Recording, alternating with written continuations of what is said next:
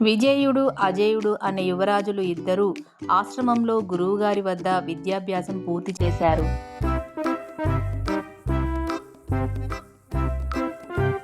వారిని తిరిగి రాజ్యానికి పంపేలోపు ఓ చిన్న పరీక్ష పెట్టాలనుకున్నారు గురువుగారు.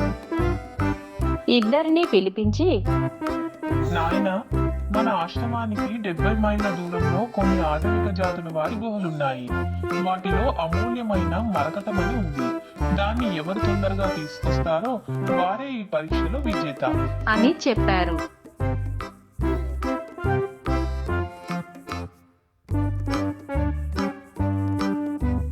దాంతో యువరాజులు ఇద్దరూ గుహలను వెతుక్కుంటూ బయలుదేరారు. దారిలో వారికో వ్యక్తి తీవ్ర గాయాలతో కనిపించాడు. ఆగితే ఆలస్యమైపోతుందని అజేయుడు ముందుకు వెళ్ళిపోయాడు. కానీ విజయుడు మాత్రం ఆగి అతడికి సపర్యత చేసి ఎవరు ఏంటో కనుక్కున్నాడు. కాస్త స్థిమితపడి ఆ వ్యక్తి వెళ్ళిపోయాక విజయుడు మళ్ళీ బయలుదేరాడు. కొంత దూరం వెళ్ళాక అతడికి అజేయుడు ఆటవిక తెగల చేతిలో బందీగా కనిపించాడు. వెంటనే విజయుడు వారితో స్నేహంగా మాట్లాడి అజేయుడిని విడిపించాడు.